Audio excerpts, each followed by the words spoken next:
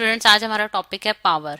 Power हम define करते हैं, अगर मैं उसकी डेफिनेशन देखूं तो हमारे पास होता है work done per unit time, यानी कि कितनी अमाउंट ऑफ वर्क जो है वो परफॉर्म हो रहा है किसी भी यूनिट टाइम में जो कि आप नोट कर रहे हो। तो अगर इसका मैथमेटिकल एक्सप्रेशन देखा जाए तो हम कैपिटल पी से डिनोट करेंगे, जो कि होगा work W divided by time, यानी कि कितना अमाउंट ऑफ वर्क किसी भी टाइम में परफॉर्म किया जा रहा है।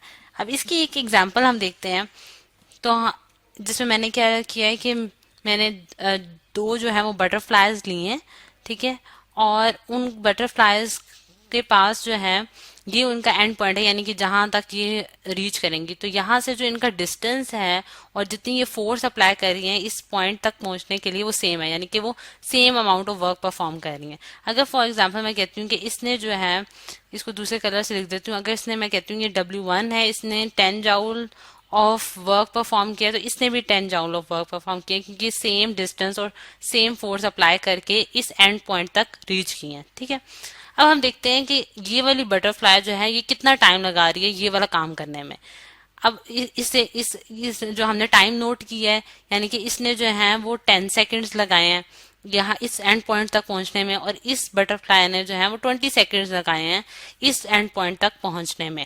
अब हम इसी से ये जो हमने हमारी जो कैलकुलेशंस है इससे हम देखेंगे कि इन दोनों बटरफ्लाईज की कितनी कितनी पावर है, यानी कि कितनी पावर अटेन किया है इन्होंने।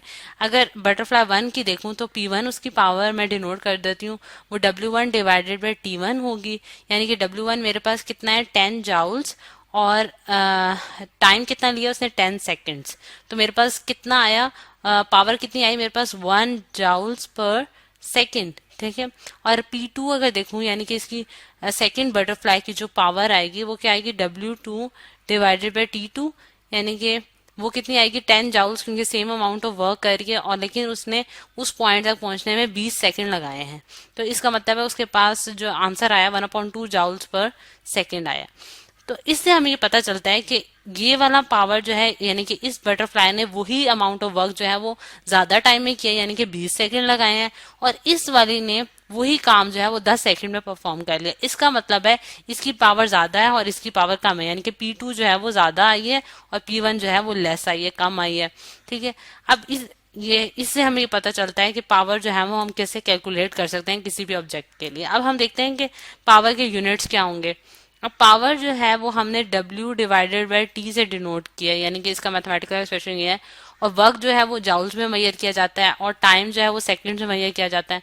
तो इसका जो यूनिट है वो जाउल्स पर सेकंड बनता है, और इसको हम कहते हैं वॉट। ये एक वॉट के बराबर होता है।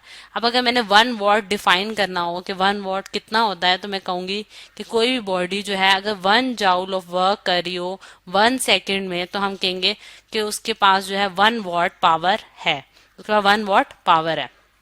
इसके कुछ बिगर यूनिट्स भी होते हैं। बिगर यूनिट्स में हमारे पास जो यूज होते हैं बिगर यूनिट्स इसके, वो है हमारे पास 1 किलोवाट।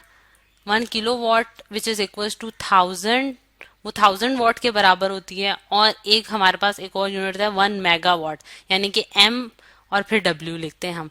तो ये हमारे पास 10 की रेस पास 6 वॉट के बराबर होती है। लेकिन इसका एक और यूनिट भी है जो कि बहुत ज्यादा यूज किया जाता है, वो है 1 हॉर्स पावर। 1 हॉर्स पावर जो है वो बेसिकली किसके बराबर होती है, 746 वॉट के बराबर होती है। यानी कि इस इक्वेशन का क्या मतलब है कि अगर आप 746 को मल्टीप्लाई करें 1 वॉट से तो 1 हॉर्स पावर के बराबर आती है। और इसको जो है हम इस तरह भी लिख सकते हैं कि इसको HP से भी डिनोट किया जाता है, horse power, H for horse and P for power. वो हमारे पास 746 वॉट के बराबर आती है। यानी कि अगर आपने वॉट में आपने HP में कन्वर्ट करना हो, यानी कि 1 हॉर्स पावर में कन्वर्ट करना हो, तो आप 746 से मल्टीप्लाई कर देंगे वॉट को, and then you will get the answer in 1 horse power.